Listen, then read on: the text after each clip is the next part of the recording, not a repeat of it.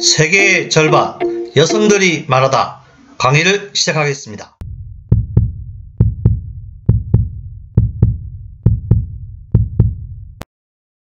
세계의 절반 여성이 말하다라는 거잖아요. 네, 여성 문제 이런 걸 논하는 이런 자리에 여성분이 하나도 없는 경우는 처음이었던 것 같은데, 네, 곧 오시겠죠?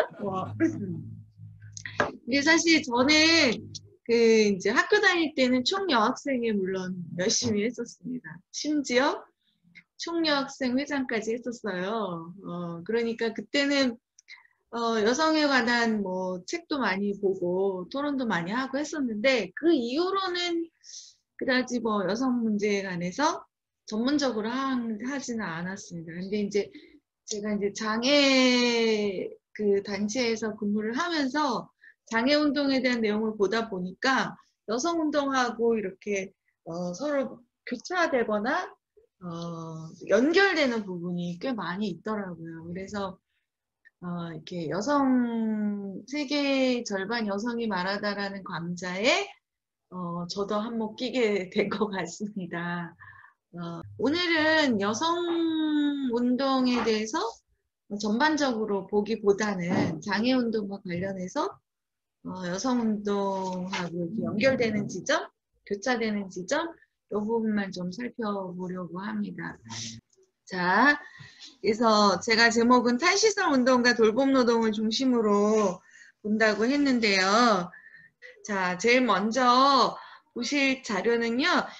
최근에는 장애인분들이 예전에는 아실지 모르겠지만 시설이라는 데 주로 많이 있었어요. 사람들의 발걸음이 좀 뜸한 어디 저 먼 산 밑에 이런 데 시설을 지어서 거기에 장애인분들이 많이 살고 계셨어요. 그런데 장애인도 지역사회에 나와서 비장애인하고 같이 살아야지 왜 장애인들만 그런 골짜기에 따로 살아야 되느냐.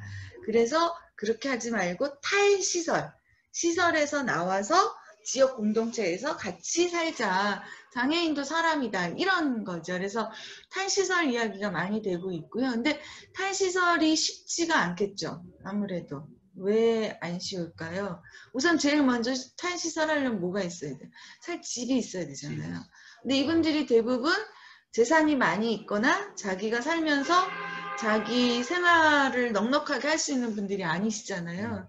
그러니까 이제 많은 것들이 다 지원이 돼야 돼요. 쉬운 일이 아니죠. 그래서 자립생활 주택이라고 하는 거를 이제 지자체나 국가에서 자립생활 주택을 만들어서 거기에서 장애인분들이 거주하실 수 있게 이렇게 좀 지원을 해드리고 있어요. 근데 자립생활 주택이라고 했더니 이거는 시설에서 나왔는데 지역사회에서 또 장애인분들끼리만 모여서 살게 되는 거야. 그러니까 탈시설 했는데 또 그 지역에서 또 지역사회 시설이라고 이렇게 이야기를 하는데 지역사회에서 또 시설가처럼 사시는 거예요. 그래서 이것도 안 되겠다. 그래서 이제 자립생활 주택이 아직도가 아니라 그것도 이제 시작한 지 많이 안 돼서 더 많이 지원이 돼야 되는데 요즘에는 자립생활 주택에서 지원주택이라고 하는 것으로 되고 있어요. 지원주택은 예를 들면 이렇게 연립 빌라 같은 거 있죠. 빌라를 해서 거기서 한 네 채 정도 네 가구 정도 살고 하나는 커뮤니티 센터라고 해서 지원해 주시는 사람들이 따로 또 거주하면서 이분들을 다 지원해 주고 그리고 이런 것들이 모여 있지 않고 이렇게 여러 곳에 있게 되는 그래서 자립생활 주택이나 지원주택 이런 데서 이제 나와서 사시게 되는 거예요. 근데 지금 이 자료는 9월달에 서울시에서 94채의 지원주택을 만들어서 거기에서 나와서 탈시설에서 거기서 사실 장애인분들을 모집을 했어요. 근데 경쟁률이 좀 높았어요. 더 많은 분들이 살겠다고 하셔서 심사를 하는 거예요. 그래서 심사를 해서 94분만 이제 뽑아야 되는 거죠. 그러면 이제 나와서 살 수 있는 분들, 그쵸? 그런 분들이 더 경쟁에서 높은 점수를 차지하겠죠. 근데 이분은 같은 경우에는 나와서 사시는 게 좋을지, 다시 말하면 그 94명 안에 들어가는 게 좋을지 안 들어가는 게 좋을지 한번 판단해 보시면 좋을 것 같은데요. 자, 이분이 그 시설에 입소한 기간은 16년 동안 입소해 있으셨대요. 근데 이분은 적게 입소하신 거예요. 대부분은 거의 30년 막 이렇게 살고 계세요. 30년, 36년. 그러니까 뭐 거의 시설에서 생활하시다가 돌아가시는 그런 경우이고요. 연고자가 없으십니다. 그리고 건강 상태는 많이 안 좋으세요. 그 폐기흉 수술도 했었고 폐렴을 앓았던 경험도 있고 가래가 많고 그 다음에 내전증. 내전증은 뭐예요? 내전증이라고 요즘 하는데 예전 그 간질환 같은 거 있죠. 네, 이렇게 그 발작해서 쓰러지는 경우 이런 게 이제 내전증이라고 요즘 말해요. 근데 이게 내전증이 그 내전증으로 쓰러질 때 이 뇌의 손상도 문제가 되지만 제가 내전증을 자주 하는 사람을 봤는데 무엇보다도 쓰러질 때 아무데나 쓰러지잖아요. 갑자기 쓰러지니까. 그러니까 이런데 모서리에 막 머리를 다치거나 얼굴에 이런 턱 같은 데도 깨지고 막 그런 게 참 위험한데요. 이분도 이제 내전증도 있고 그다음 위장장애도 있고 간 기능도 안 좋고 그래서 지속적으로 관리가 필요하고 가려움증이 있는 것으로 판단함이에요. 이게 가려움증으로 있는 것으로 판단한다라고 했던 이유는 원래 시설에 있는 분들이 이분이 가려움증이 있는지를 몰랐다는 거예요. 왜냐하면 말을 못 하시는 분이니까. 보통 이제 우리가 말할 때 내가 말하는 걸 알아들으면 선생님 지금 기분이 어떠세요? 이랬을 때 뭐 기분 좋으세요? 이러면 고개를 끄덕끄덕하고 이러면 내가 말하는 거는 알아들으시는 거잖아요. 그럴 때 그거는 이제 수용 언어라 그래요. 말하는 거 수용할 줄은 알아. 근데 본인이 말을 못 하잖아요. 그러니까 표현 언어는 못해. 이렇게 얘기하거든요. 근데 대부분 장애인 이런 그 시설에 계신 분들이 대부분 수용 언어는 조금 하시고 수용 언어는 하는데 표현 언어는 거의 못 하시는 분들이 많아요. 그런데 이분 같은 경우에는 수용 언어도 안 되고 표현 언어도 안 돼요. 그러니까 누가 말해도 반응이 없는 거죠. 못 알아들으시고 뭐 이런 거죠. 근데 이게 이제 어렸을 때부터 좀 훈련을 하고 이러면 그래도 이제 뭐 언어 발달이 조금 됐을 것 같은데 이분 같은 경우에는 아동요양원에서 전원한 거잖아요. 그러니까 아동요양원에서 20살 때까지 살다가 거기는 이제 20세가 되면 나가야 되니까 아마 이 장애인 시설로 오신 것 같아요. 그러니까 어렸을 때부터 제대로 된 그런 어떤 훈련들이 안 되신 경우인 것 같아요. 그러니까 본인이 말을 못하니까 가려움증이 있는지를 몰랐던 거예요. 다만 특이한 행동을 보였던 건 막 어떤 때는 막 침대에다가 머리를 막 이렇게 해가지고 이 머리카락이 다 부서질 정도로 머리를 막 이렇게 흔들었대요. 생각하기에 그냥 손으로 긁으면 될 것 같잖아요. 왜 머리를 흔들었을까요? 이분이 식사도 안 되시는 분이에요. 그래가지고 이 튜브를 코에다 꽂아가지고 유동식을 L튜브 섭식을 하시는 분이거든요. 그러니까 그전에는 아마 뭐 구강 섭취가 가능했을 것 같은데 어느 때부턴가 구강 섭취가 안 되니까 튜브로 꽂아서 섭식을 하시는 거예요. 그러는데 이게 되게 불편하대요. 그래가지고 자꾸 이걸 뜯어내시는 거야, 이분들이, 장애인분들이. 근데 시설에서 이걸 일일이 관리를 못 해주잖아요. 시설에 있는 분들이 큰 시설은 한 100명, 200명 돼요. 100명도 적은 거고 한 200명 넘게 있거든요. 근데 거기에 아무리 많은 사람들이 관리를 한다 해도 거기 있는 분들이 많지 않으니까. 그리고 아침에 출근해서 저녁이면 퇴근하세요. 밤에 이제 당직 쓰시는 분들이 있긴 하지만, 그러니까 저녁에 퇴근하면서 불 다 끄면 그때부터 무조건 자야 되는 거야. 아무것도 못 하는 거죠. 다음날 아침에 당직자가 올 때까지. 그때 이제 LTV를 자꾸 빼버리면 이게 불편하니까 어떡하냐면 팔에다가 손을 움직이지 못하게 팔 고정대를 해버려요. 기부스할 때 한 것처럼. 그러니까 팔을 이렇게 이게 움직여지지가 않는 거죠. 손을 못 움직이게 해놓으니까. 그러니까 본인이 간지러울 때 이렇게 머리를 흔들 수밖에 없는 상황인 거예요. 너무 힘들잖아요. 왜 이래 그렇게. 그리고 이제 그랬는데 어느 날 이제 병원에 뭐 다른 병 때문에 입원을 했는데 병원에서 항히스타민제를 복용을 했더니 기분이 좀 편안해지셨대요. 그래서 가려움증이 있었나 보다라고 그때 알았다는 거예요. 그래서 이제 항히스타민제를 계속 복용을 하는데, 항히스타민제는 또 어떤 부작용이 있냐면 무기력해지죠. 졸립죠. 그러니까 계속 조는 거예요. 계속 졸고 밤에는 뜬 눈으로 새울 때도 있고 이런 분입니다. 너무 힘들어요. 그리고 이제 이런 분들 같은 경우에는 식사나 의복 착탈이나 개인 위생이나 전부 다 이제 도움이 필요하신 분이죠. 연고자도 없으세요? 자, 이런 분이 시설에서 나와서 따로 자립생활이나 지원주택에 들어가는 게 좋을까요? 아니면 조금 경도 장애인 분들이 들어가시는 게 더 좋을까요? 어떠세요? 우리 마지막으로 오신 분은 생각이 어떠실 것 같아요? 그렇죠. 이제 보통은 이제 이렇게 생각을 하세요. 근데 이제 우리가 이분들이 탈시설에서 그 자립생활을 한다라고 하면 혼자 사시게 하지는 않겠죠. 그러니까 이분이 사시는 동안 지원 체계를 다 만들어 주는 거를 다 포함해서 우리가 이제 자립생활을 이야기를 합니다. 그래서 이제 보통 혹시 활동지원사라는 거 들어보셨나요? 선생님 활동지원사 혹시 들어보셨어요?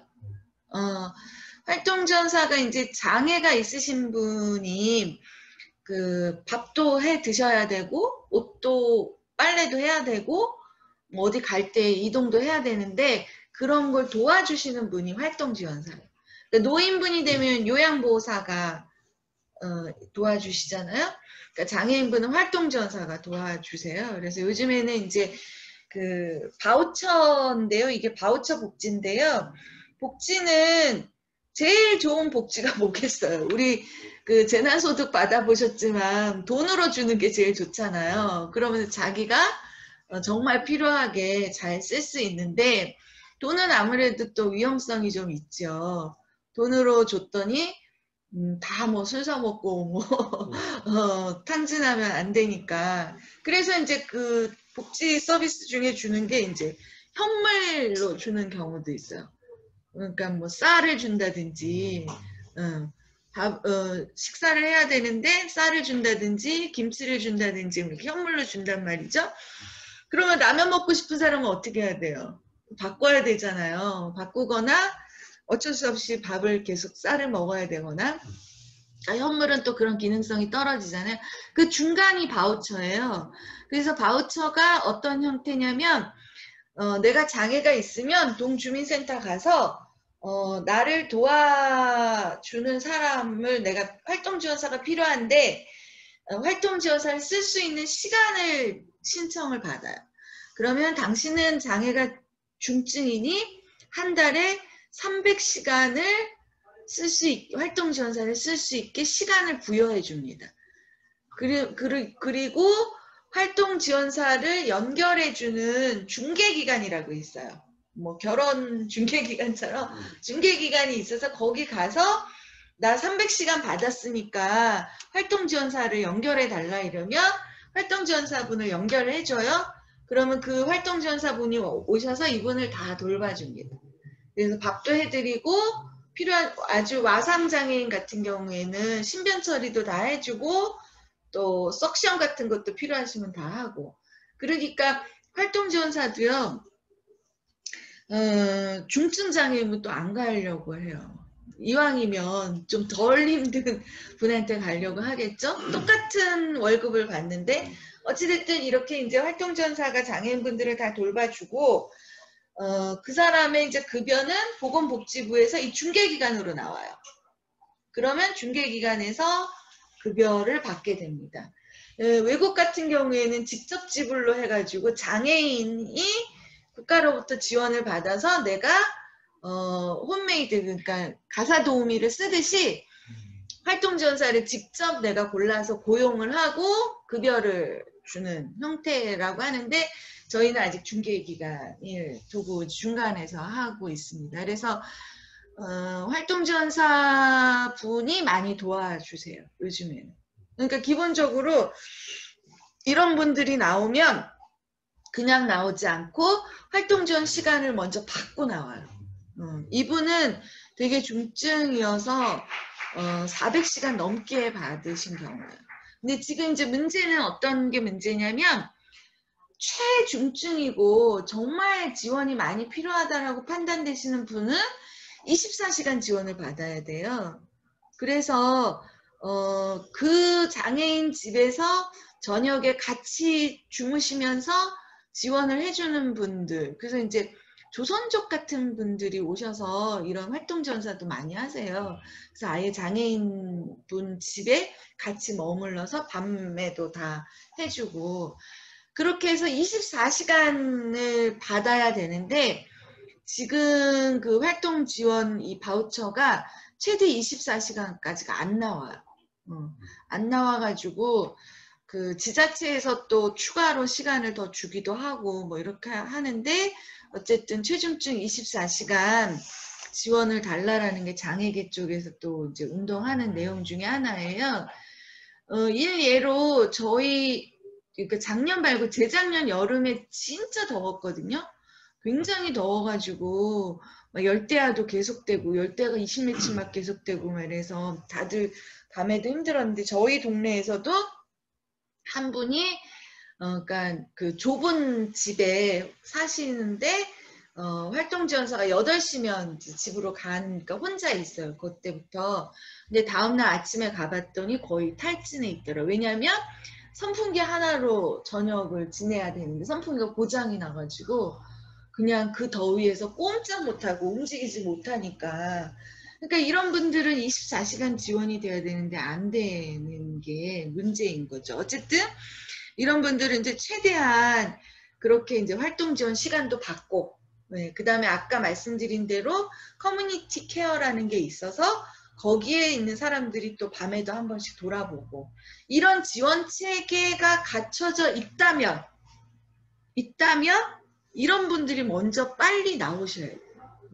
이런 분들이 시설에 있는 한 아까도 말씀드렸지만 시설이 그런 분들에 대한 1:1 지원이나 보호가 잘 될 것 같은데 정말 안 돼요. 그냥 방치해 놓고 있는 경우가 많거든요. 그래서 뭐 시설에서 나는 문제들은 많이 있었잖아요. 이거는 2015년 때 나왔던 자료니까 좀 오래된 건 하긴 한데요. 한우리 복지원이라는 곳이에요. 그래서 장애인을 상습적으로 감금하고 폭행하고 보조금 및 장애수당 등을 편취하고 횡령한 혐의가 있고 몽둥이로 때리고 쇠사슬로 발목을 묶고 계집에 감금하는 등. 이 한우리 복지관 앞에 보면 조금 계집보다 좀 큰 계집 같은 게 있었어요. 되게 신기하게도. 근데 그게 계집이 아니라 이렇게 장애인을 말 안 들면 거기다가 갖다 하고 방에 가면 한쪽에 이렇게 쇠사슬을 묶는 이렇게 방에 이렇게 박혀 있어서 쇠사슬을 묶었던 흔적이 있고 뭐 성추행, 성폭력, 성폭행 뭐 이런 것도 했다는 거죠. 이렇게 이제 시설에서 생기는 문제들이 꽤 많이 있습니다. 그리고 그 탈시설 하신 분들이 증언대회 같은 걸 해요. 내가 시설에 있을 때 어떠했다.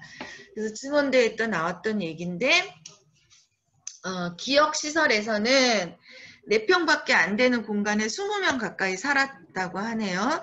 거주인들이 자석이라고 한 것 같아요. 자석처럼 딱 붙어 있고 다 장애가 있고 물건이 자기 물건은 하나도 없대요. 시설에 살면 원래 물건이 없고 속옷도 서로 돌려가면서 입었고 그 다음에 사는 사람들 방 입구는 유리판으로 되어 있고 동물원 같다. 봉사자들도 자주 오고 국회의원들도 한 번씩 오는데 동물원 투어하듯이 구경하고 갔다. 그리고 씻을 때도 몸이 다 노출되고 여성 생활관인데 남성들도 왔다 갔다 한다. 사생활이랑 절마 없었다. 뭐 이런 이야기를 하고요.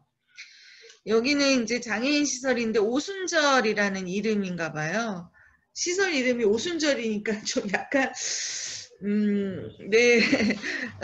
그런 데인데 한 200명 정도 있었대요. 목욕은 어떻게 해요? 24명을 알몸으로 복도에 쭉 세워놓고 그냥 물 뿌려가지고 20분 만에 끝내고 남성 교사가 성인 여성 장애인 생리대를 교체하기도 하고 그 다음에 이제 일주일 내내 한 번도 밖에 나오지 못한 적도 있고 기저귀 교체가 귀찮으니까 먹을 거를 적게 줘서 네 변비가 생기고 그 다음에 이제 때리고 네 이런 경우가 있다고 합니다. 그래서 시설이 우리가 생각하기에는 정말 안전하게 사람들을 잘 돌봐줄 거라고 생각을 하는데 전혀 그렇지 않다. 그리고 이렇게 이제 약간 다리가 불편하신 분들이 보행훈련을 하면 나중에는 처음에는 어렵더라도 나중에는 어느 정도 걸으실 수 있을 것 같은데 이런 데서는 손길이 안 닿으니까 전혀 훈련을 못 시켜줘요. 그냥 놔두는 거예요. 그러니까 어떻게 돼요? 점점 더 퇴행을 하고 휠체어를 타게 되고 이렇게 됩니다. 그래서 이렇게 자신의 선택이라는 건 전혀 없고 모든 뭐 식사도 딱 정해진 시간에 먹어야 되고 그 다음에 음식도 내가 먹고 싶은 게 아니라 만들어진 음식 먹어야 되고 옷도 다 똑같은 옷을 입어야 되고 이런 시설에서 30몇 년간 산다고 생각해 보세요.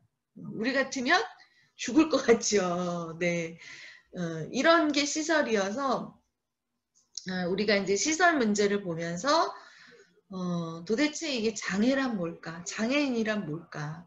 장애인이 뭔데 이렇게 살아야 되나?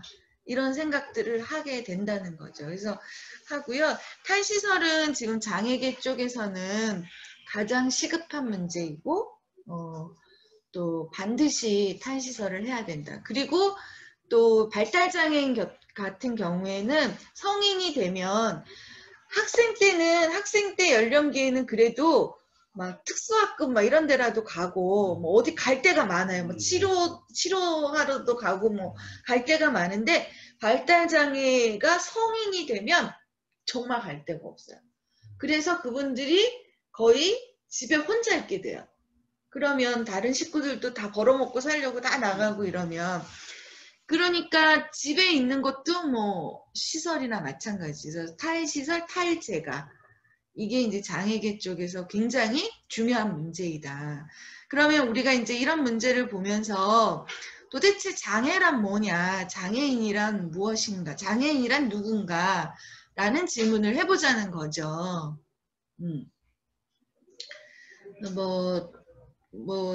한 번도 생각은 안 해보셨겠지만 어쨌든 이 장애인이라는 문제에 대해서 우리가 다시 한번 생각해 보게 되는데요. 제가 드린 자료 두 번째 장에 보시면 중간쯤에 이제 나옵니다. 자, 우리가 이제 흔히 알고 있듯이 시각장애인 같은 경우에는 소경, 봉사, 장님 등으로 불렸는데 지금은 이렇게 불리지 않죠. 지금은 그냥 시각장애인이라고 불립니다. 그런데 이 소경이라는 말은 고려시대는 종사품 간직명이었대요. 그리고 봉사라는 말도 조선시대 종팔품 관직명이라고 합니다. 그러니까 이게 소경이나 봉사가 그 사람의 그 직책, 그러니까 관직을 말하는 거고, 그 다음에 장님은 이렇게 이제 긴 장대를 들고 다니니까 그 장에다 긴 장자에다가 님자를 붙여서 장님이라고 불렸다고 합니다. 근데 지금은 이런 게 좀 비하하는 말로 이렇게 들리기 때문에 이렇게 쓰지 않죠. 여기 시각장애인이라고 합니다. 정조가 그 화성에 그 이제 부모님 묘를 하고 행차를 하죠. 그래서 그 능행차 이런 그림 보면 거기에 장님이 앞에서, 그러니까 장님이 시각장애인 분들이 앞에서 이렇게 쭉 가는 그림이 그 그림 안에 나와 있어요. 그러니까 이분들이 가면서 이제 축문을 읽고 이렇게 하는 거죠. 그래서 이렇게 그 당시의 조선시대에 이렇게 앞이 안 보이는 시각장애인 분들은 이런 역할들을 했다라는 거예요. 이런 역할을 했는데 지금 우리 사회에서 시각장애인들은 어떤 역할을 하고 있느냐, 이런 것도 우리가 생각해 볼 수 있겠죠. 그래서 이 장애나 장애인이라고 하는 것은 이것만 봐도 초역사적이고 어디에나 존재하는 사회 현상이 아니고 특정한 역사적 시점에 사회적 관계들과 밀접하게 관련되어 있고 언제나 사회적 맥락 안에서 규정된다라고 이렇게 봐야 된다. 네. 그 막스가 이제 포이에르바흐의 그 유적 인간이라고 하는 걸 비판을 했다고 하잖아요. 인간이란 누군가, 무엇인가? 라고 했을 때, 인간이란, 물론 그 추상화된 어떤 인간을 이야기할 때가 있겠죠. 그렇게 이야기할 필요가 있겠지만, 우리가 인간을 이야기할 때 구체적인 인간을 이야기해야 되는데, 추상적인 인간, 대략, 이 사람 다 그냥 공통적으로 적용되는 그런 인간을 말하는 순간 어떻게 돼요? 이 사람 한 사람의 인간은 없어지는 거잖아요. 알 수가 없는 거예요. 꽃이란 무엇인가? 꽃에는 뭐가 있어요? 꽃이 있어요? 꽃이라는 게 있어요? 꽃에는 뭐가 있어? 무궁화꽃, 도라지꽃, 할미꽃, 갑자기 꽃 이름이 생각이 안 나네. 이런 여러 가지 꽃이 있는 거지. 꽃이라는 게 있는 게 아니잖아요. 꽃은 그 여러 가지 것들을 어떻게 한 거예요? 추상화한 거잖아요. 그래서 포이에르바흐가 얘기한 걸 막스가 그렇게 얘기하면 안 된다. 구체적인 인간을 얘기한대. 우리 사회에서 어떻게 관계를 하고 있고 무엇을 생산하고 그 생산 관계가 어떻게 되고 있는지를 구체적으로 얘기를 해야지 되지, 그렇게 추상적으로 얘기하는 거는 안 된다라고 얘기했다잖아요. 그러니까 이제 장애도 마찬가지죠. 우리가 장애인 하면 머릿속에 떠오르는 그런 어떤 그 추상적인 장애인, 이거 가지고 얘기하지 말자.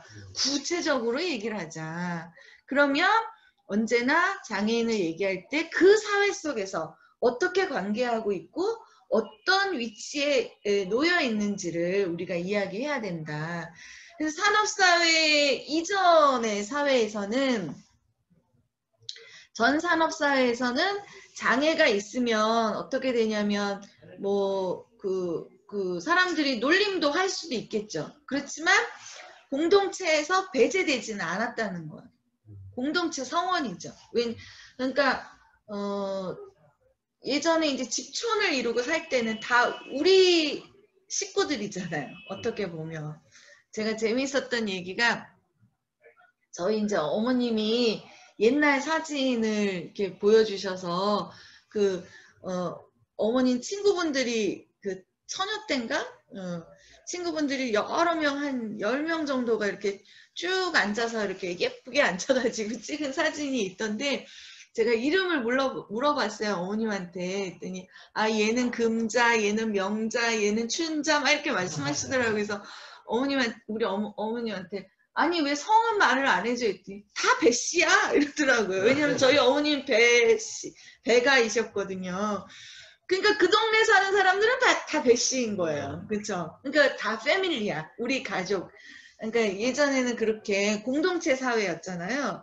그 사회에서 만약에 몸에 손상을 입은 장애인이 나왔다고 쳐봅시다. 그러면 놀림을 하겠죠. 아이 바보 같으니 뭐 어쩌고 했어도 우리 집 식구인데 배제하겠어요? 같이 하죠. 그러니까 늘 같이 하는 거고, 또 그 생산적 관계가 그때는 소규모적인 생산 관계 또는 농촌 관계, 이러다 보니까 몸에 손상이 있는 분도 할 수 있는 일이 있었던 거예요. 뭔가가 어떤 거라도. 그러니까 그 사람도 같이 참여를 하고 뭔가를 같이 하고 그렇게 해서 배제되지 않는 그런 사회를 가졌는데 산업사회는 그렇지 않게 됐다라고 합니다. 그래서 우선 우리가 장애를 사회적 관계에서 바라봐야 된다라고 하는 거고요. 심지어 이제 이런 장애를 어떤 사회에서는 우생학적인 관점으로 보고서 장애는 열등인자라고 보고 완전히 그 유전자를 없애야 된다라고 해서 멸종시키려고 하죠. 이런 게 이제 독일이나 일본 같은 데서도 그래서 그 여성 장애인은 강제 불임을 시키고 뭐 이런 게 있었다고 합니다. 이게 뭐 화면이 이게 그러니까 동영상인데요. Gegen dieses Gesetz der natürlichen Auslese in den letzten Jahrzehnten furchtbar gesündigt. Wir haben unwertes Leben nicht nur erhalten, wir haben ihm auch Vermehrung gewährt. Die Nachkommen dieser Kranken sahen so aus, in denen Tausende lallende Schwachsinnige künstlich ernährt und gepflegt werden müssen, die tiefer stehen als jedes Tier. 이런 게 있었다고 하죠. 그러니까 그때 당시 이제 포스터 보면 우리 세금으로 이런 얼간이들한테 얼마를 바쳐야 되겠느냐 막 이렇게 하면서 근데 지금도 우리가 이제 그런 게 좀 있지 않아요? 약간 장애나 이런 분들을 복지 서비스를 하려면 우리 세금을 내야 되는데 그래서 이게 이제 그 비장애인하고 다른 인간으로 취급되는 거죠.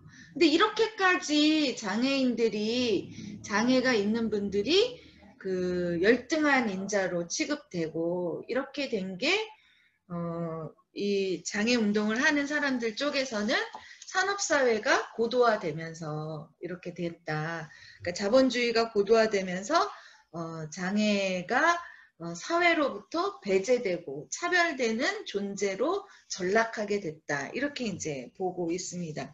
스웨덴 같은 데는요, 장애라는 말이 없대요. 스웨덴에서는 장애라는 말을 아예 없다고 합니다. 그럼 뭐가 있을까요? 그냥 팔이 불편한 사람, 이동이 불편한 사람, 뭐 이런 사람들이 있는 거죠. 그리고 외국에서 오는 사람은 언어가 안 되잖아. 말이 안 되는 사람, 그 사람도 이제 장애 분류가 되는 거예요. 미국 같은 데는 에이즈도 장애로 한다고 하잖아요. 지금 우리나라는 장애 유형이 15가지가 돼요. 예전보다 훨씬 늘었어요. 그래서 요즘에는 신장 투석하시는 분 있죠? 그분들도 다 장애 등급 받아서 지원을 받습니다. 그러니까 이 내장 기관에 이거는 고쳐지지가 않고 그렇게 계속 상태가 유지가 되면 장애로 판정을 해요. 그래서 이 장애라는 거는 다시 말씀드리지만 사회적 관계 속에서 늘 변화한다. 변화하고 있는데 이 스웨덴 같은 데서는 여기가 제가 이거 자료가 가져왔나? 네, 여기 있네요. 보시면 1960년대 장애인 시설을 이렇게 그 감찰관들이 쭉 가서 봤더니 야, 이거는 사람이 살 데가 못 되는구나 이렇게 규정을 했다고 합니다. 그래서 1967년에 장애인 보호법을 만들어서 시설을 폐쇄할 것을 아예 법으로 명시를 했대요. 그런데 그때 장애인 보호법에 언제까지 폐쇄하라는 말이 없었다고 합니다. 그랬더니 시설이 계속 남아있는 거예요. 그래서 1994년에는 그 폐쇄를 언제까지 명시를 해서 언제까지 없애라 라고 해서 이 LLS라는 법을 만들었다고 합니다. LLS는 여기 이제 자료에는 나와 있는데 명확한 기능 장애가 있는 사람에 대한 보조와 서비스에 관한 법이라는 건데요. 어쨌든 여기에는 disable이라는 무엇을 할 수 없다라는 의미의 장애라는 말이 들어가 있지 않잖아요. 그래서 스웨덴에서는 장애인이라는 말이 없다. 근데 뭐 네, 뭐 장애라는 말도 나오긴 하는데 어쨌든 그렇습니다. 그렇게 해서 스웨덴은 아예 법으로 강제적으로 모든 시설을 없애게 해가지고 지금은 시설이 없습니다. 근데 여기에 보시면 여기에도 이제 갓난아이 때부터 80세가 될 때까지 시설에 살았던 노인분이 있으시대요. 그러니까 이런 분들은 이렇게 얘기를 한다는 거죠. 아니 이런 사람은 바깥으로 나오면 다시 쫓아내는 거 아니냐, 가혹한 거 아니냐, 시설에서 죽는 게 더 편안한 거 아니겠느냐, 살 때도 이제 얼마 안 남으신 것 같은데 이런 이야기를 한다는 거예요. 그런데 이분이 이제 나와서 저희도 지금 이제 탈시설 하시는 분이 있으면 제일 먼저 그분이 가구를 고르시는 기회를 드려요. 직접 가서 가구를 골라보시도록. 물론 인지 능력이 떨어지거나 또는 본인의 의사표현을 못하시거나 이러신 분들은 보여드려도 본인의 선택을 하시기는 어려우시겠죠. 또 오랜 동안 시설에 사셨기 때문에 선택하는 거를 두려워하시거나 하시지 못하는 분들도 많이 계세요. 그래서 선택을 못하시기도 하겠지만 어쨌든 저희가 기회를 드려요. 그러니까 이분도 마찬가지로 이케아 가서 가구를 고르게 하고 뭐 했다고 하잖아요. 그래서 이제 나중에 갔더니 너무 좋아하신다는 거예요. 자기 집 명패, 문에다가 명패를 다른 것도 좋고 자기 공간을 갖게 된 거 좋고. 그러니까 시설은 자기 공간이 없다 보니까 사람들이 또 영화도 하나 있는데 영화에 거기서 보면 거기도 정신장애인분들이 시설에 있다 나왔는데 제일 좋아하는 게 자립생활 하면서 제일 좋아하는 게 뭐냐면 자기 방에 방문이 있다는 거. 이걸 너무 좋아하시고 또 하나는 목욕탕 문을 닫을 수 있다는 거. 화장실 문을. 이거가 너무 좋다고만 하시는데 시설에 있으면 이제 그런 게 안 되니까 그래서 이제 되게 좋아한다 라는 거죠. 그래서 이제 스웨덴에서는 장애가 있는 분이라도 이전에 시설에서 살았던 장애인분하고 태어나면서부터 처음부터 시설이라는 것을 경험하지 못한 장애인하고 세대 차이가 난다는 것. 그렇겠죠. 아무래도 시설에 있지 않았던 장애인분들은 그런 만큼의 자기 자존감도 있고 자기 선택권도 있고 자율적 의지도 있고 이렇게 되는 거죠. 그래서 이 시설이라고 하는 것이 인간을 얼마나 억압적인 상태로 자기 내면화 시키는 것이냐라고 하는 어떤 그런 기제로서 우리가 이제 시설을 이야기한다는 겁니다. 자, 그래서 우리가 이제 이런 탈시설이 지금 이제 중요한 장애계에서는 운동이 되고 있는데요. 3쪽에 보시면 1960년대에 장애인 운동의 1세대라고 하는 사람들의 이야기가 나옵니다. 보시면 이제 빅터 피켈스타인하고 마이클 올리버라는 사람인데요. 빅터 피켈스타인이라는 사람은 이제 남아프리카 공화국 출신인데 영국으로 이제 난민 신청을 해서 와서 영국에서 생활하게 됐던 사람이고요. 마이클 올리버라는 사람은 영국이군요. 영국에서 처음으로 장애학이라는 이런 학문을 만들어서 한 사람입니다. 그래서 이 사람들이 장애란 무엇이냐라는 것을 자본주의적 생산관계의 관련성을 통해서 검토했다고 합니다. 그래서 전 산업사회에서는 장애인을 개인적으로 불운을 가진 사람으로 간주했지만 공동체에서 분리하지는 않았고 또 대다수 장애인들이 부분적으로 생산 과정에 참여하며 일정한 기여를 할 수 있었다. 그러나 이제 18세기 말부터 산업이 임노동 관계로 들어가고 대규모 산업으로 발전하게 되면서 손상을 입은 사람들은 그 기능적인로 그 숙련도나 속도, 강도 이런 것들을 따라가지 못하게 되다 보니 점점 더 도태가 되고 참여에서 배제가 되는 이렇게 되고 그래서 이것은 현대판 경매시장에서 현대판 경매시장이라는 건 뭐예요? 이 노동시장이죠. 우리 지금의 우리도 지금 뭐 다 직장을 구해야 먹고 살게 되는 그러니 나의 노동력을 파는 이 경매시장인 거죠. 현대판 경매시장에서 장애인들은 옆으로 밀쳐졌으며 사회적으로 점점 더 의존적인 관계가 되었다라고 하는 겁니다. 그래서 많은 것 속에서 배제당하고 격리되고 이렇게 되었는데 이 핑키스타인하고 마이크 올리버가 그렇게 이야기를 하면서 그래서 결국 장애라고 하는 것은 어떤 사람이 손상을 입어서 뇌나 몸에 손상을 입어서 장애가 되는 게 아니라 손상이 있다 할지라도 그것이 사회로부터 배제되는 원인이 아니고 그 사람을 배제시키는 그런 사회적 관계 이것이 장애다라고 얘기를 한 거예요. 그러니까 네, 막스가 유물론을 얘기하면서 이 사회적 관계에 대해서 우리가 바라봐야 된다라고 이야기한 것처럼 장애를 개인이 가지고 있는 어떤 문제가 아니라 그 개인을 그런 존재로 만드는 사회적 관계를 바라봐야 된다라고 시선을 전환시킨 거죠. 그래서 이 사회가 장애가 있다라고 얘기를 했어요. 예를 들면 휠체어 장애인분이 건물을 들어가고 싶은데 다 계단으로 돼 있으면 건물을 못 들어가잖아요. 그러면 휠체어 장애인이 못 들어가는 사람이 아니라 건물이 휠체어를 탄 사람은 못 들어오게 하는 건물인 거죠. 그런 건물인 거죠. 그래서 옆에 뭐 경사로를 만들어야 되고 장애인분들이 버스를 타고 이동하고 싶은데 그 저상버스가 없으면 그쵸 리프트 차량이 없으면 이동을 못 하시잖아요. 그러면 버스가 장애가 있는 거죠.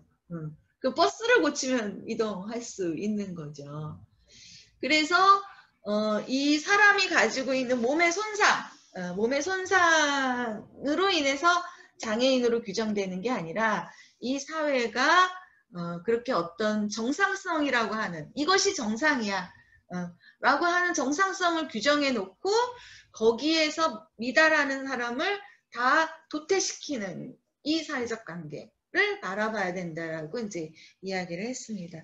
그리고 좀 더 나아가서 이제 72년에 영국의 이제 최셔홈이라는 시설에 살고 있던 폴 헌터라는 사람이 다른 사람들하고 같이 분리에 반대하는 신체 손상인 연합이라는 걸 만들었대요. 그리고 이 사람들이 신체 손상인 연합이니까 이때는 지체장애인 분들이 이제 주로 참석해서 장애인 단체를 하나 만드신 거예요. 그리고 이제 토론하고 논쟁을 벌여서 74년에 정책선언문을 발표했습니다. 이 정책선언문이 굉장히 좋은 내용들이 많이 있어서 제가 좀 가져왔는데요. 이게 번역이 제가 그냥 번역한 거라 잘된 건지 못된 건지는 잘 모르겠어요. 어쨌든 거기 하나 보시면 UPIAS의 목표는 우리가 사회에 완전하게 참여할 수 있도록 함으로써 신체의 손상을 가진 사람들을 분리하는 모든 시설들을 바로잡는 데 있다. 이러한 것은 우리가 일상생활에서 최대한의 가능한 독립을 하고 이동성을 획득하고 생산적인 일을 수행하고 우리의 삶을 완전히 스스로 통제하며 어디서 살지, 어떻게 살지를 선택할 수 있는 재정적, 의료적, 기술적, 교육적, 그리고 다른 도움을 국가로부터 제공받아야 함을 말한다. 이렇게 얘기했습니다. 지금 또 갑자기 생각났는데 탈시설 하시는 어떤 분이 나와서 뭐가 좋으냐고 그랬더니 밥하고 김하고 김치만 넣고 밥을 드시는데도 그게 너무 좋대요. 왜 좋으니까 자기가 먹고 싶을 때 먹으니까. 먹고 싶을 때 먹으니까 좋고 또 하나는 꽉티슈 있잖아요. 그걸 쓰는 게 너무 좋대요. 왜 그러냐 하면 시설에 있을 때 한번 그 꽉티슈로 썼다가 엄청 혼났대요. 벌 쓰고 그랬대요. 그거 쓴다고. 그래서 이제 그런 이야기를 했는데 네, 이분들도 시설에 대한 이야기를 많이 하고 있습니다.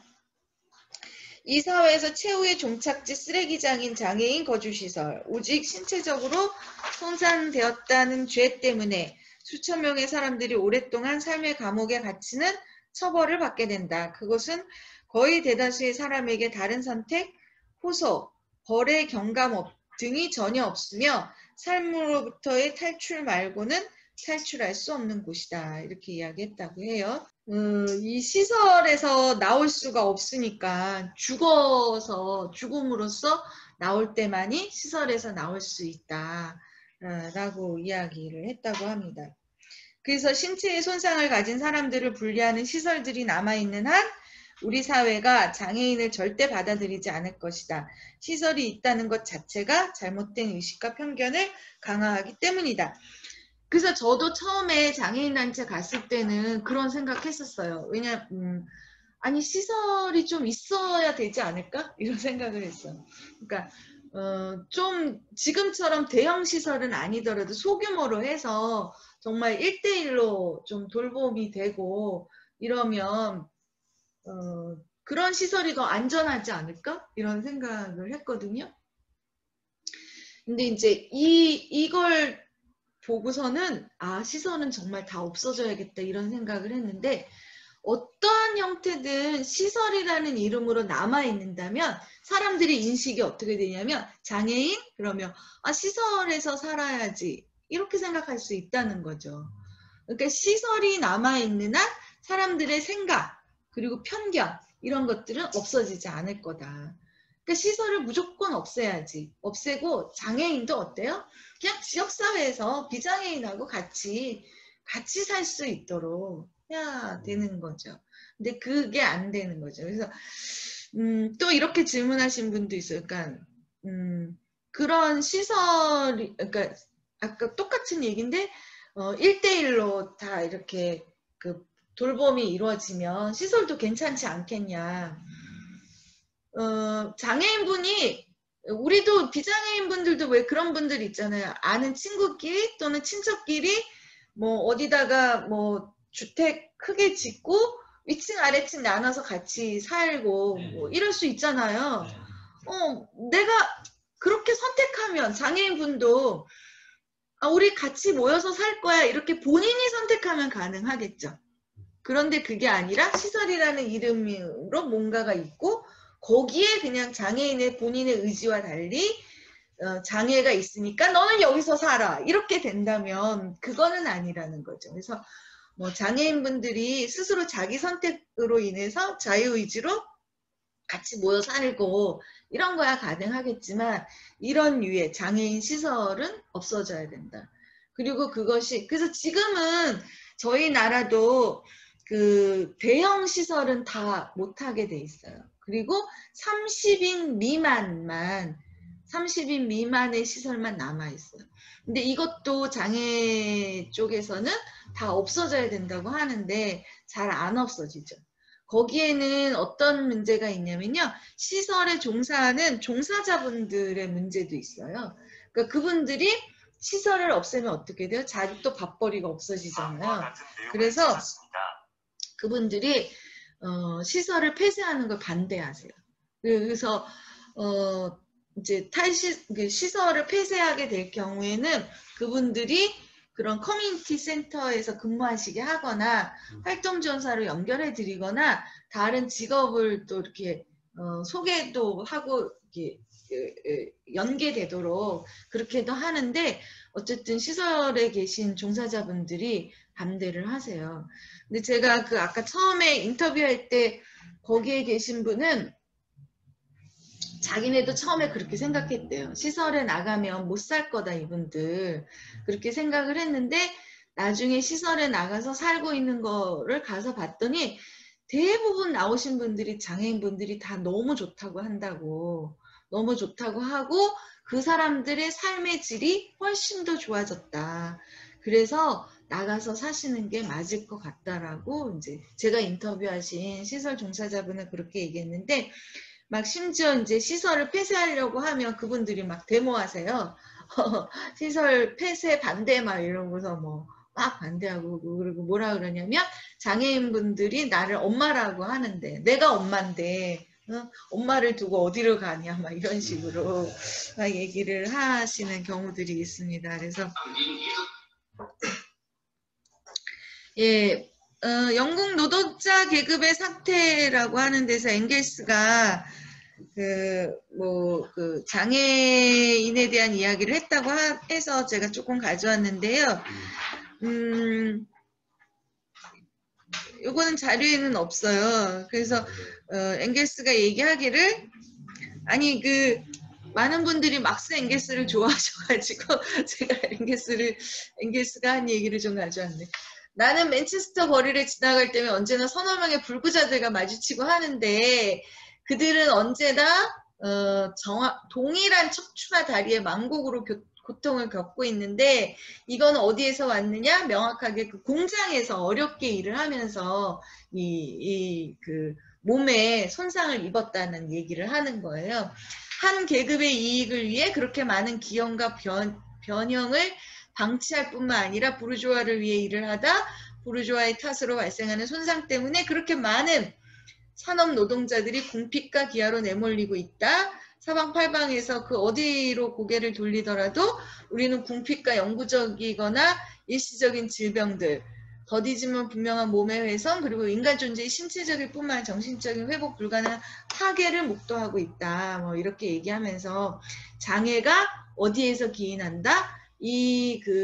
계급 사회에서 그 이익 추구를 위한, 무한 이익 추구를 위한 인간 노동력의 그 손상으로 장애가 나오고 있다라고 이제 이야기했다는 거예요. 물론, 뭐 선척적 장애도 있잖아요. 근데 그 선척적 장애도 어떻게 보면, 그 선척적 장애가 어디서부터 기원했는가 보면, 이 환경 파괴, 그쵸? 그 다음에 우리 그 노동 환경의 그런 상태? 뭐 이런 데서 나올 수 있지 않았을까 이런 생각도 하는데요. 지금 선천적 장애하고 후천적 장애가 있잖아요. 후천적 장애가 많을까요? 선천적 장애가 많을까요? 후천적이 많겠죠. 얼마나 많을까요? 비율이? 7대4? 후천적이 7?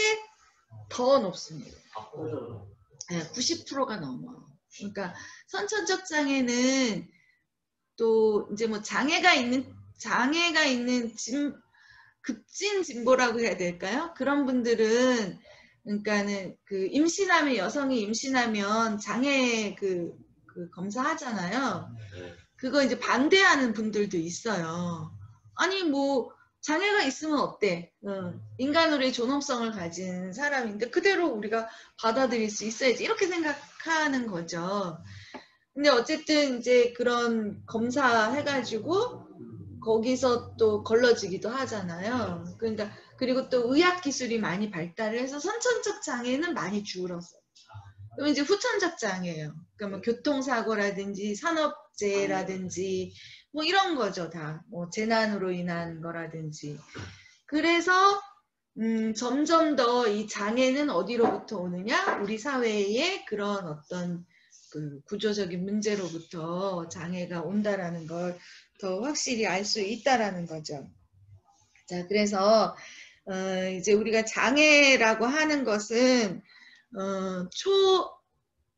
역사적인 초월적인 어떤 것이 아니라 우리가 바로 이런 사회적 관계에서 파악을 해야 되는데 사실 이제 여성 문제도 이렇게 바라봐야 된다. 여성 문제가 언제나 늘 존재했던 어떤 그런 문제가 아니라 그 사회적 관계에서 어떤 형태로 문제가 발생하고 있고 어떻게 작동하고 있는지 이런 걸 이제 봐야지 그렇지 않으면 굉장히 좀 어려운 이야기가 된다 이렇게 볼 수 있겠습니다. 자, 장애에 대한 말씀을 드렸고요. 이제 그 장애에 따른 이제 돌봄 노동에 관한 이야기를 좀 하려고 하는데요. 자, 그 돌봄 노동의 사회화라는 장을 보실게요. 자, 여기에 보면 이제 아무개 씨 얘기 앞에 얘기했던 자, 이런 이제 아무개 씨와 같이 전적인 도움이 필요한 장애인 수는 얼마나 될까요? 생각보다는 작습니다. 14.4%이고요. 나머지 50% 가까이인 장애인분들은 혼자 다 할 수 있다라고 얘기를 하시는 거예요. 우리가 장애인 하면은 다 돌봐줘야 되고 무조건 뭐 아무것도 할 수 없는 분이라고 생각하기 쉬운데 그렇지 않다는 거죠. 46.9%가 주를 보시면 일상생활을 타인의 도움 없이 혼자서 다 수행할 수 있다고 한답니다. 그런데 발달장애 쪽은 좀 달라요. 근데 장애 보면 제일 장애 유형이 많은 게 지체장애예요. 지체장애는 거의 한 40% 정도 됩니다. 그 다음에 시각장애가 10%, 그 다음에 발달장애 쪽도 한 10%. 발달장애는 지적장애하고 자폐성 장애를 말하는 거예요. 지적장애하고 자폐성 장애는 구분하기가 조금 어려운데 지적장애는 인지 능력이 떨어지는 거예요. 그런데 여기는 사회성 관계가 돼요. 예를 들면 뭐 혼내키면 좀 알아듣고 뭐 하자 그러면 그래도 좀 하고 이런 사회적 관계가 돼요. 사회적 관계가 돼서 이런 발달장애 중에서 지적장애인 분들은 훈련을 통해서 나중에 직업도 많이 가져요. 바리스타라든지 단순 직업, 특히 뭐 사서 정리하는 거 이런 거 있죠. 이런 거는 많이들 하고 있어요. 그런데 자폐성 장애는 사회적 관계가 안 돼요. 자신만의 어떤 세계에 좀 갇혀 있다고 할까? 그래서 사회적 관계가 안 되기 때문에 이런 분들은 직업을 갖기도 되게 어려운 경우가 있어요.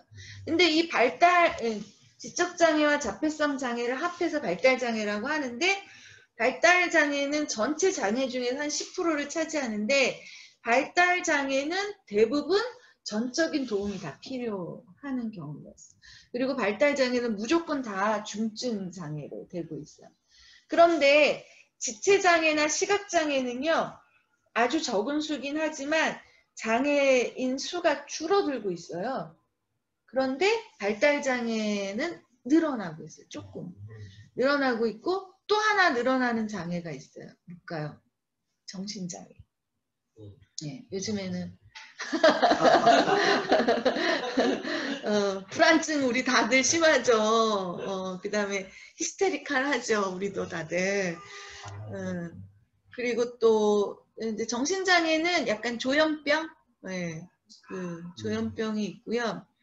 그 다음에 이제 우울증과 조울증 이렇게 같이 뭐 이런 것도 있고요.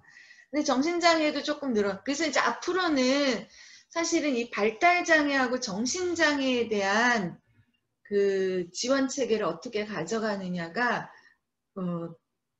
이제 앞으로의 과제예요. 다른 장애 유형은 많이 이야기가 공론화된 부분이 많이 있어요. 그리고 유일하게 발달장애가 장애 유형 중에서 발달장애 지원법이라고 법이 따로 만들어진 게 발달장애예요. 그거 하나만.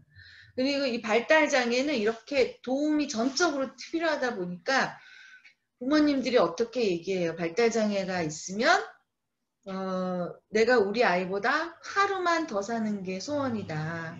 평생 그 아이를 다 책임지느라고 엄청 고생을 하시잖아요. 그래서 발달장애 부모님들이 국가가 책임져라 이러고 이제 나선 거죠. 아이를 국가가 책임져라 이렇게 이제 나서셨는데 이렇게 이제 돌봄이 필요하다는 거죠. 장애인 분들의 경우에는. 그런데 이 UPIAS 활동가가 이렇게 적고 있답니다. 뭐냐면 이런 장애인분들을 다 돌봐주려면 예산이 많이 들 거 아니냐 이렇게 얘기하면서 사람들이 그 돈이 다 어디 있느냐 하는데 UPIAS가 이렇게 얘기했습니다. 오늘날 영국은 신체적 손상이 있는 사람들을 삶의 중심에 서게 하고 장애인을 사회에 기여하도록 하는 진보된 기술과 관련된 지식을 가지고 있다. 그러나 이런 국가의 자원이 장애인에게 기본적으로 집중되는 대신에 정교하고 파괴적인 무기를 만드는데 그리고 초음속 제트 여객기 콩코드나 센터포인트 쇼핑몰과 같은 프로젝트 사업에 낭비되고 있다. 그래서 오늘날 장애를 극복하는 데 도움이 될 수 있는 그런 엄청난 역량이 잘못된 방향에 있는 것은 신체적 손상을 입은 사람들을 여전히 사회에 완전히 참여하는 것이 필요하지 않다고 하는 것을 의미한다. 이렇게 얘기를 했습니다.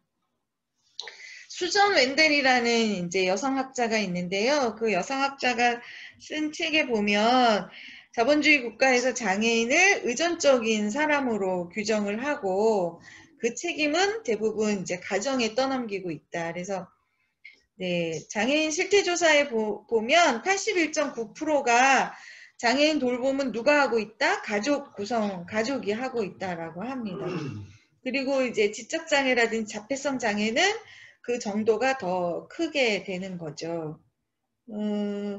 미국의 대규모 조사에 따른 평균적으로 여성은 17년 동안 아이들을 돌보고 이에 더해 18년을 아프거나 장애가 있는 성인 가족을 보살피면서 돌보고 있다라고 말하고 있습니다. 그러니까 장애가 있는 가족을 돌보는 사람은 누가 한다? 대부분 가족이 거의 하고 있는데 그 중에서도 어머니가 여성이 하고 있다라는 겁니다. 그런데 더 기가 막힌 거는 이게 좀 가사노동하고 좀 비슷한 내용인데요. 어머니들이 아이를 돌보는 걸 이 사회가 굉장히 낮게 평가를 하는 거예요. 그래서 이제 이 뒤에서도 이제 나오는 얘기인데요. 네, 어머니는 엄청 힘들어요. 왜 힘드냐면 아이가 특히 이제 정신병이나 발달장애 아이들 같은 약을 제대로 잘 먹어야 돼요. 발달장애 아이 중에 ADHD가 이렇게 극심한 경우에는 문제 행동을 하게 돼요. 저희도 지금 발달장애 방과후 교실에서 학생 연령에 있는 발달장애이들이 매일 와서 이제 2시간씩 프로그램을 하고 가는데 한 아이가 아주 심각한 아이가 있어요. 그 아이는 정말 도전적 행동이 굉장히 심해요. 근데 이 발달장애에서 도전적 행동이라고 하는 거는 뭘 얘기하냐면 안정적인 상태를 유지하지 못하는 걸 도전적 행동이라고 해요. 막 이렇게 뭐 도전적 행동이라고 해서 막 뭔가 이렇게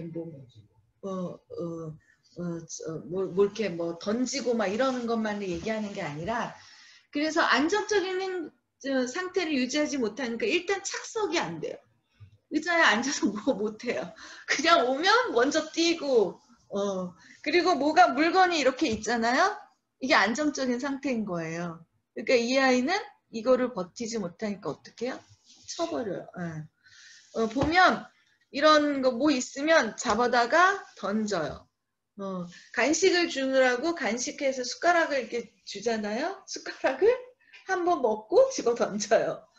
색연필을 그림 그리기 스케치하라고 주면 색연필을 해서 그거를 다 부러뜨려요. 색연필을 부러뜨려요. 그리고 공을 주면 선생님한테 던져 이러면 앞으로 던지지 않고 위로 천장으로 다 던져요. 그래서 저희 현관등 다 커버 다 씌웠거든요. 깨뜨릴까봐 위로 팡팡 던져요. 물건이 있으면 창밖으로 던져버려요. 핸드폰 있으면 집어 던져 깨뜨리고 이런 되게 심각한 상태인 거예요. 그래서 이제 근데 이제 요즘에는 더 심각한 게 여자 선생님들이 한 분도 안 계시네. 요즘에는 자꾸 바지를 내려요. 이 친구가 바지를 내려서 자꾸 보여줘요. 그리고 만져보라고 그러고 보라고 그러고 막. 그래서 이 결혼 안 하신 이 처녀 선생님들이 기겁을 하죠. 근데 이제 우리가 계속 왜 그런지 이런 얘기하고 그런 거 있을 때 어떻게 대응을 해야 되는지 이런 얘기를 하면서 잘 대응을 하고 있는데 이렇게 이제 도전적 행동을 보인다는 거죠. 근데 이제 이 어머니가 우리 센터에 오면 너무나 미안해 하세요. 저희한테. 아이가 너무 심각해서 여기 저희 상처인데 어제도 이제 아이를 이렇게 타이머라고 그러죠. 이렇게 뭐 너무 도전적 행동을 하면 선생님 기다려. 너 이거 못 기다려. 네가 이거 잘못했으니까 1분만 너 생각하는 의자에 앉아 있어야 돼. 이러면서 생각하는 얘기를 하면서 네가 왜 여기 앉아 있는지 알겠어? 막 이러면서 이제 막 하잖아요. 이제 싫으니까 저를 이렇게 손톱으로 꽉 하고 이렇게 스치면서 이렇게 상처도 나고 그러는데 어머니가 저희한테 오면 늘 미안해 하세요. 그러니까 얘가 그리고 이제 소리도 지르죠. 소리도 지르고 이러니까 맞아 이런 소리를 무슨 뜻인지 몰라요. 근데 기분 나쁠 때는 그런 맞아 이렇게 소리를 좀 질러요. 근데 이제 그래서 이제 다른 아이들 학습도 방해가 되고 다른 아이들 하는 것도 방해가 되고 근데 다른 아이들은 좀 이렇게 장애가 있지만 그래도 착석이 되고 뭘 하자 그러면 따라도 하고 다 하는데 이 아이가 이제 되게 심한 아이고요. 그래서 이제 어머니가 그 보내도 되느냐 이 아이를 그래서 보내셔야죠. 집에는 어떻게 돼 있어야 돼? 집이 되게 궁금하더래요. 집에는 뭐가 있어야 돼? 집에는 아무것도 없대요. 얘 방에는 정말 아무것도 없대요. 그러니까 얘가 다 집어 던지고 망가뜨리고 부러뜨리고 하니까 그 세월이 얼마나 됐겠어요. 그러니까 집에는 아무것도 없대요. 그래서 야 제가 보기에 그 아이도 집에 가면 너무 싫을 것 같아. 그러니까 우리 센터에 오면 얘가 막 너무 흥분을 하는 거야. 좋아서 그런지. 우리는 그래도 만지게 하고 또 뭐 잘못하면 좀 생각하는 이제 앉아있다가 다시 또 만지게 하고 이러니까 근데 그걸 계속 반복적인 훈련을 해야 되거든요. 근데 집에는 이제 아무것도 없고 그리고 이제 사람들 만나면 이렇게 머리를 만져요. 머리를 만졌고 이걸 잡아 당겨요. 이렇게 그래가지고 뭐 사람들을 자꾸 못 만나게 하니까 하지마 하지마 가지마 얘는 이런 얘기만 여지껏 듣고 살아왔던 거예요. 그러니까 얼마나 얘는 자기 하고 싶은 대로 그리고 사람 만나서 그렇게 하는 게 어쩌면 이 아이한테는 놀이인 거예요. 자기는 재미있는 놀이를 하는 거예요. 그리고 그 사람의 반응이 즐거운 거예요. 그렇게 해서 이제 얘는 놀이를 하는데 그게 이제 사회적 관계에서 부적응적인 행동을 보이니까 어머님은 늘 저희 센터에 오면 죄송하다 미안하다 아이 보내도 되겠느냐 아무래도 못 보낼 것 같아 선생님 너무 고생하신다 막 이런 이야기를 하는 거죠. 모르는 사람은 어떻게 해요? 그 아이가 만약에 잘못해서 지하철에 갔다 또 그 아이 말고 다른 아이는 지하철에 갔는데 나이 많은 여자는 또 안 봐요. 근데 젊은 여자분 있잖아요. 이 허벅지를 자꾸 만지려고 하는 거예요. 스타킹 신은 거를. 그러니까 잘못하면 어떻게 돼요? 성추행으로 이제 잡혀가는 거죠. 자꾸 만져. 말려도 만져요. 그러니까 이제 그렇게 됐을 때 만약에 그 아이가 가가지고 지하철을 탔는데 다른 사람 머리를 잡고 막 이렇게 한다. 그럼 다른 분들이 뭐라 그러겠어요? 애를 교육을 어떻게 시켰길래 이런 얘기 하지 않겠어요? 그러니까 제가 말씀드리고 싶은 거는 이 돌봄 노동을 하는 사람들이 정말 어렵고 힘들게 최악의 상태에서 하고 있는데 그 사람들의 노동은 가치가 저평가되고 있는 사회다. 또 아이가 이렇게 약을 그래서 잘 먹어야 돼요. 근데 약을 잘 안 먹죠. 안 먹어가지고 어느 날 보면 장판 밑에서 약이 수알이 나온다든지 그러니까 정신장애나 발달장애 쪽은 약을 잘 복용을 해야 돼요. 공격적 행동도 약을 복용하면 조금 줄어들기도 하거든요. 그런데 이제 약을 그렇게 억지로 엄마가 먹여야 되죠. 그 다음에 이제 병원에 가서 진료를 받으려면 아이는 무조건 안 받으려고 하는데 재활가정 하는 거 우리 가끔 보잖아요. 그쵸? 막 걷기 힘든데 억지로 걷게 한 발이라도 더 걷게 하면 막 힘들어서 소리 지르고 그래서 아이는 엄마를 긍정적으로 생각하는 게 아니라 우리 엄마 계모처럼 아 이거 계모 비하까? 새엄마는 다 그러시는 건 아닌데 그래서 그 엄마랑의 관계도 아이도 나빠지고 또 사회에서는 그 엄마가 아이를 그 정도밖에 안 했냐고 그러고 처음에 그리고 저도 이렇게 그런 경험이 있었어요. 뭐냐면 저희는 어쨌든 장애인분도 자립생활 하자는 게 기본적인 운동의 어떤 목표잖아요. 기본적인 목표잖아요. 그럼 성인 발달 장애인 제가 보기에는 충분히 그 뭔가 이렇게 좀 기술 한 가지를 좀 해서 그 직업을 가질 수 있게 하겠더라고요. 그러니까 어머님한테 제가 처음에 봤을 때 아니 어머니 충분히 직업 취업할 수 있는데 왜 아직까지 취업을 안 시키셨어요? 이러면서 그게 이제 제가 잘 모르고 처음에 봤을 때 충분히 그럴 것 같아서 말씀드렸는데 사실은 이제 그렇지 않은 관계에 있는데 또 이제 그런 이야기를 한다는 거죠.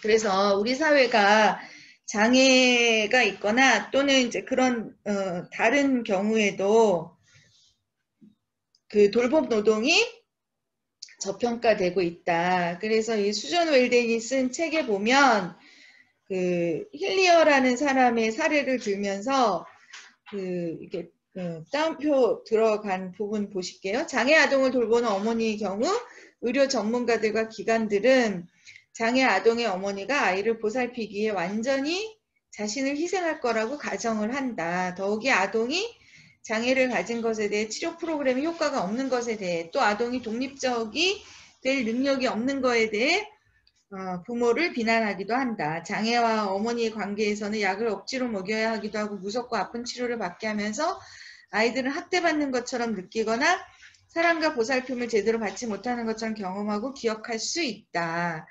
게다가 바람직하다고 여겨질 만큼 자녀가 독립적으로 크지 못할 경우 자녀들과 장애 운동가들이 성인 장애인의 어머니를 비난하는 일이 흔하다고 힐리어는 말한다 라고 얘기하고 있습니다. 여성들이 하고 있는 가사노동도 비슷한 경우이죠. 가정에서 이루어지고 있는데 가사노동이 그 가치를 인정받지 못하고 전문성에서 저평가되고 있고 이것이 이제 무급노동으로 인해서 자본의 잉여가치 증대에 봉사하고 있다는 거예요.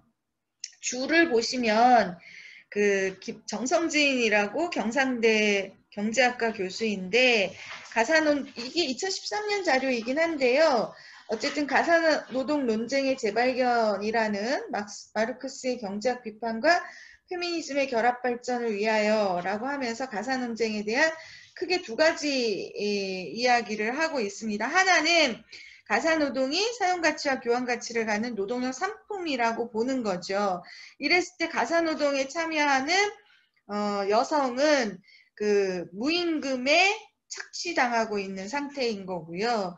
두 번째는 가사노동은 가족 구성원이 직접적 소비를 위한 사용가치만 생산하기 때문에 그것이 상품으로서의 가치는 없지만 그러나 이것이 노동자 계급의 전반적 유지와 갱신에 기여한다. 다시 말하면 노동력 재생산에 기여하는 거죠. 그래서 이렇게 이제 보고 있는 두 가지 견해들이 있는데 가사노동에 대해서 지금 논쟁을 구체적으로 살펴볼 필요는 없을 것 같고 나중에 시간 되시면 보시지만 이렇게 여성들이 하고 있는 이런 노동은 전반적으로 저평가되고 있다라는 겁니다.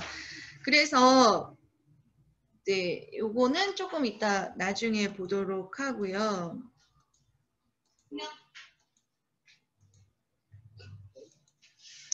예, 여기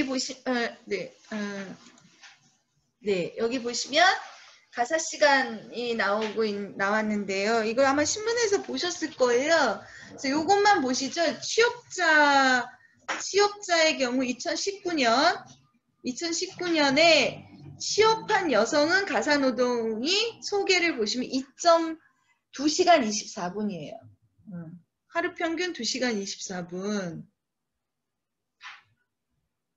하루인가요? 월인가요? 하루 평균인가요?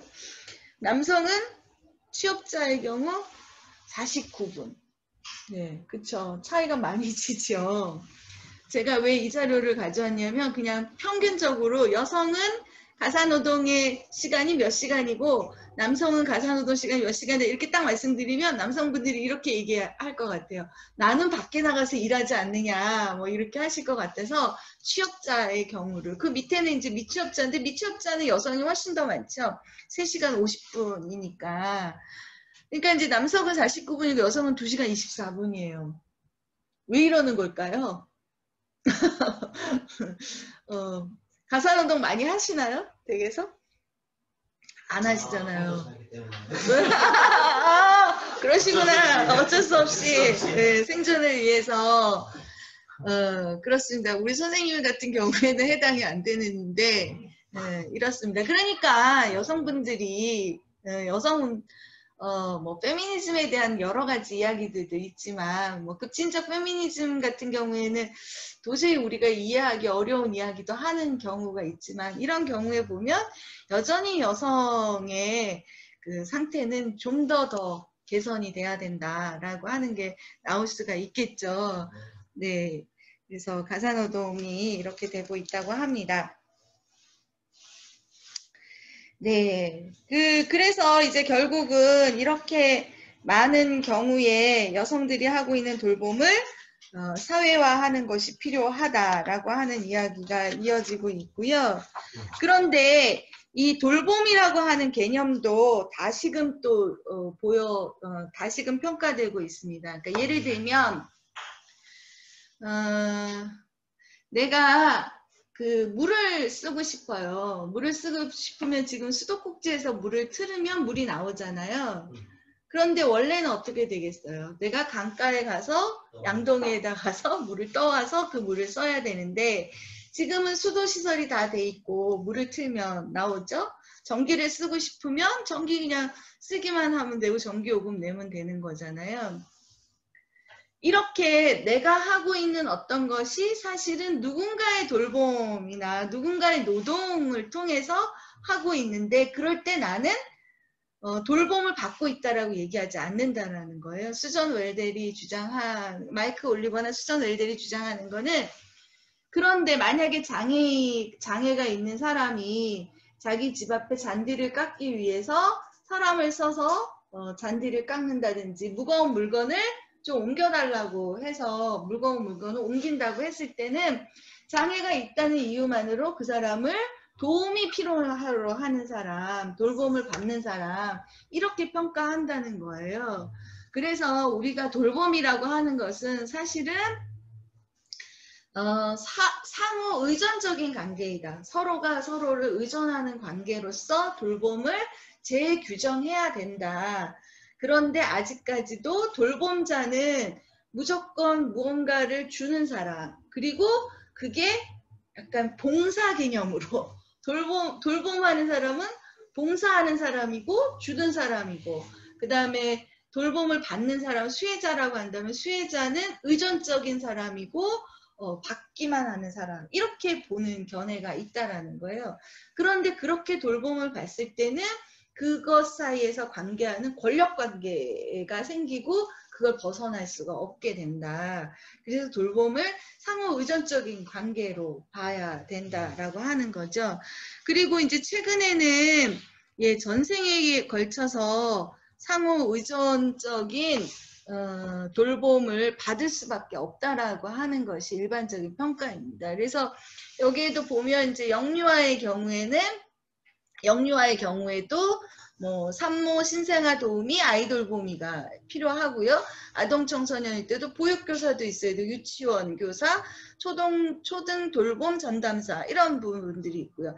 장애인 노인이 되면 요양보호사, 가정관리사, 장애인 활동보조인 뭐 이렇게 우리는 이제 전 세계적으로 인간 혼자서 물론 살 수 없을 뿐만 아니라 그 관계가 구체적인 사람과의 돌봄을 통해서 살아가는 것이지 이게 일방적인 의존적인 관계로 그 권력 관계에 놓여 있는 그런 상태가 아니라는 것이죠. 근데 이제 여기서도 보면 이게 2018년 자료인데요. 지난달 10일 전국의 아이돌봄이 1200명이 여성가족부를 상대로 주요수당, 연차수당 등 체불임금 지급을 요구하는 집단소송을 제기했다. 근데 여가부는 어떻게 했어요? 아이돌봄이가 근로기준법상 근로자가 아니기 때문에 관련 그 수당을 줄 수 없다고 했다. 이런 얘기가 나오잖아요. 아까 제가 말씀드린 활동지원사도 18년 상반기까지는 주요수당 같은 게 없었어요. 그런데 이제 지금은 이제 노동자다. 그래서 주요수당도 줘야 되고 최저임금 이하로 주면 안 되고 뭐 이런 이야기들이 계속 되고 있습니다. 그럼에도 불구하고 이 돌봄 노동을 하고 있는 사람들의 월 평균 임금은 급여는 152만 원 정도이고 90% 이상이 여성이 하고 있다라는 거죠. 그래서 돌봄 노동이 민영화 시장에서 저평가되고 있고 사적 이유는 추구에 무참하게 밝혀지고 있다. 뭐 이렇게 이제 보는 거죠. 그래서 우리가 이제 돌봄 노동을 그 공공의 영역으로 그래서 서울시에서는 서울 서비스원이라고 해가지고 직접 서울시가 직접 활동지원사나 요양보호사를 그리고 어린이집 보육교사 있잖아요. 어린이집 선생님들이 임금이 너무 작으니까 직접 고용하는 형태로 사회서비스원이 시범적으로 해서 지금 몇 군데 25개 그 구에서 한 지금 8개 정도가 만들어졌어요. 그래서 거기서는 그 임금을 최저임금이 아니라 생활임금 수준으로 임금을 책정해서 지급하고 있어요. 그래서 이제 이렇게 그 국가가 직접적으로 사람들을 고용해서 공공일자리 비슷한 개념으로 지금 하고 있는데 이런 영역들이 더 넓어져야 된다. 네, 하고 있고요. 시간이 없어서 빨리 말씀드리면 여성의 전반적인 고용률도 남성에 비해서 많이 떨어지죠.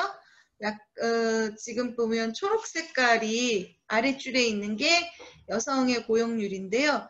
50%, 60%가 조금 안 되는 거고요. 빨간색은 평균이고 남녀 평균, 노란색은 남성인데 남성은 70%가 이제 넘어가는 그런 고용률을 보이고 있고요. 임금의 격차는 더 심각합니다. 그래서 여성이 저 오렌지 색깔인데 남성 대비 약 한 67.5% 정도밖에 못 받고 있는 거예요. 그래서 8시간을 똑같이 치자면 여성은 8시간 중에서 3시까지만 근무하면 나머지는 무임 노동의 시간에 간주될 수밖에 없다. 이렇게 얘기를 하는 거예요. 그래서 3월 8일 날이 세계 여성의 날이래요. 그래서 해마다 3월 8일 세계 여성의 날에 여성 운동 하시는 분들이 모여서 3시 스톱. 우리는 3시까지만 일하면 된다. 우리 임금이 지금 그렇게 받고 있다. 뭐 이렇게 하면서 3시 스톱 운동을 벌인다고 하네요. 그리고 돌봄 노동에 있어서는 말씀드렸지만 90% 이상이 여성들이 하고 있고 임금은 152만 원 정도이다. 네, 하고 있습니다. 네, 세시스탑이고요. 세시스탑의 내용 보면 채용 성차별은 용납할 수 없는 불법이다. 채용 성차별은 범죄다. 여성의 노동은 싸구려가 아니다. 최저임금 계약 말고 제대로 인상하라. 우리는 일터의 꽃이 아니라 성희롱 만드는 성차별 조직 문화 바꿔라 라는 내용들로 하고 있습니다. 올해는 이 세시스탑이 온라인으로 코로나 때문에 진행됐다고 하고요. 지금 돌봄 노동이 코로나로 인해서 정말 위기상황에 있어요. 발달장애인 같은 경우에는 8월, 9월, 10월, 10월 계속 한 명씩 떨어져서 추락사하는 경우가 계속 발생했어요. 뉴스에는 이렇게 크게 보도가 안 되는 문제 이야기이지만 그게요 이런 게 있어요. 발달장애인 분들은 이렇게 행동 패턴이 이렇게 딱 고정되는 게 되게 중요하거든요. 일상적인 행동 패턴이 이렇게 만들어져야 돼요. 그래서 평소에 이제 몇 시 되면 나가고 뭐 들어오고 뭐 이런 게 있는데 코로나로 일체 나가지를 못하니까 또 저희 센터 같은 데도 지난번 그 2.5단계에서는 방과후도 안 했거든요. 그러니까 못 오는 거예요. 그런데 집에만 있어야 되잖아요. 그러니까 어떻게 해요? 발달장애 아이들이 나가고 싶으니까 그냥 창문 열고 나가는 거예요. 그래서 이제 추락사 하는 경우가 있는 거죠. 그래서 이 돌봄 노동에 있어서 이 코로나와 같은 전염병 시대에는 정말 특단의 대책이 있어야 되는데 장애인도 마찬가지예요. 장애인분이 확진이 되면요. 돌봄을 받을 수가 없어요. 그리고 반대로 활동지원사가 확진이 돼도 또 돌봄을 못 받는 거예요. 그래서 그때 대체 노동을 만들어라 막 저희 센터에도 지침이 내려오고 이랬는데 장애인분이 확진이 되면 아무도 안 가려고 하겠죠, 당연히. 그래서 대구에서도 그렇게 많이 했잖아요. 그래서 이렇게 간단하게 조리하실 수 있는 그런 조리, 이렇게 키트로 해가지고 보내고 그런 거 뉴스에도 보고 그랬는데, 그런 거죠. 근데 이제 그것도 이제 못 해 드시는 분도 있을 수 있는 거고. 네. 그래서 이 정말 코로나와 같은 이런 재난 시기에는 돌봄에 대한 관계가 더욱더 부각이 되면서 이것에 대한 안전적인 노동관계, 그 다음에 상호 의존관계 이런 것들이 새롭게 정립돼야 된다. 이렇게 이제 말씀드릴 수가 있겠습니다. 이 장애인 쪽에서는요, 그 장애를 바라보는 앞에 이제 장애에 대한 그 관점에 대해서 말씀드렸는데, 이거를 장애학에서는 두 가지 모델로 얘기하고 있어요. 하나는 의료적 모델 또는 개인적 모델이라고 하는데요. 장애를 그 사람이 갖고 있는 개인적인 손상의 문제로 바라보는 게 있고, 또 하나는 아까 말씀드린 대로 장애가 사회적인 문제라고 보는 사회적 모델이라고 하는데, 저는 그걸 그냥 자립생활 모델이라고 하는데, 이렇게 사회적 모델로 바라보는 게 있어요. 그래서 사회적 모델은 말씀드렸지만 우리 사회가 장애에 대해서 얼마나 더 접근 가능하게 만드느냐 이거라고 말씀드렸잖아요. 그래서 이제 마지막으로 제가 영화를 하나 보여드릴 건데요. 영화입니다. 영화이어서 되게 재밌는데, 여기에 나오는 주인공이 샘이에요. 샘은 자폐성 장애를 가지고 있어요. 근데 자폐성 장애 같은 경우에 대부분 너무 정보가 많이 들어오는 경우이거든요. 그래서 이런 빛이 막 현란한 빛이나 또는 시끄러운 소리 이런 거가 되게 힘들어해요.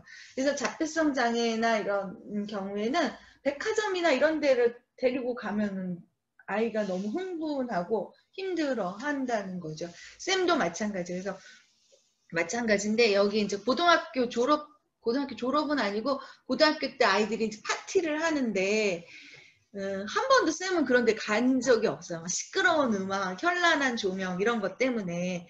근데 이제 쌤의 여자친구가 학부모회의에서 제안을 합니다. 우리 이번에는 쌤을 위해서 조용한 파티를 한번 해봅시다. 이런 얘기를 해요. 그래서 조용한 파티가 뭔지 한번 보실게요.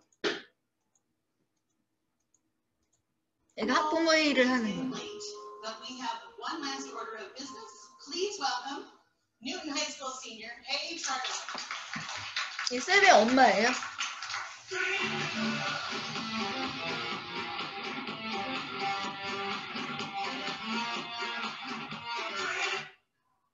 Woo! That was disorienting, wasn't it? Well, for my boyfriend, Sam, life is always like that, all the time. You see, Sam has autism, which makes it really difficult for him to deal with situations where there's large groups of people and loud noises and unpredictable lighting. But should that mean that Sam is excluded from really fun things like high school dances that his girlfriend also really wants to go to? No, it doesn't. So, ladies and gentlemen, I present to you Silent Night. An autism-friendly dance that is 100% 친자폐적 무도회를 I didn't know Sam was interested in going to the dance. And I already know what you're thinking. I mean, silent, that's crazy. What about the music, right? Well, there is going to be music. It will be piped in through wireless headphones. 그래서 무선 헤드폰으로. And they said that they would be willing to donate headphones for this event, which is super cool of them. So, in conclusion, I think that Newton High should be a place that's inclusive of all students. Yeah, that's it. Thank you. 근데 이제 가장 친한 친구분이 반대를 합니다. 이분이 반대해요. Hi. I made JJ an appointment months ago to get her hair done. It's going to cost me about $80. 이 헤드셋을 끼면 머리가 다 망가지는데.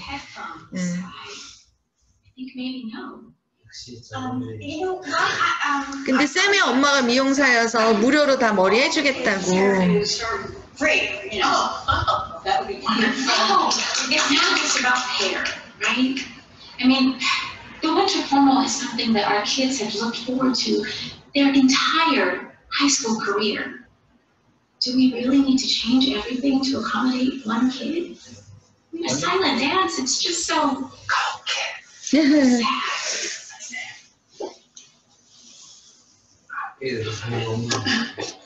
Well, maybe we should vote. You know what's sad? My son never being able to attend this school event because the sounds are so overwhelming. Never being invited to a birthday party because he was the kid at Chuck E. Cheese who couldn't stop screaming. The isolation, the loneliness, lack of experience. Sad. You're perfectly healthy kids not being able to get enough to, it's just not a medicine. 그래서 투표에 붙였는데 All the ayes? 찬성하는 사람이 더 많아서 Nays? Well, the ayes have it. Silent bands, here we come. 네, 찬성, 이제 그 파티를 그렇게 조용한 파티를 하게 됐습니다. 어떻게 하면 될까요? What's wrong with you? Can't talk like that. 네, 파티하는 날입니다. 동생이에요. Great time.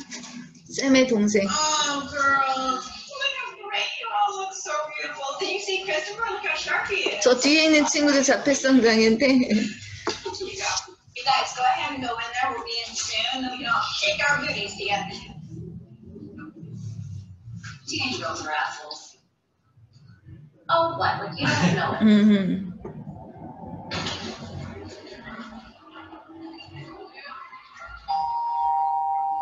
자, 이렇게 놀고 있는 거예요.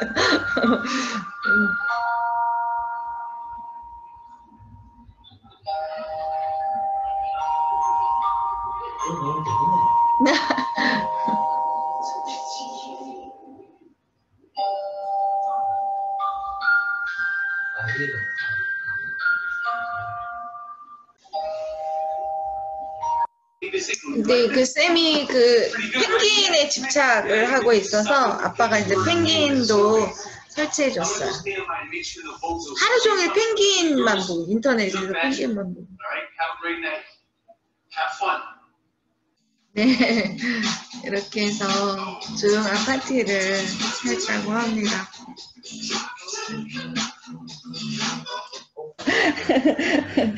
네, 그래서 이제 제가 준비한 이야기는 다 마친 것 같은데요.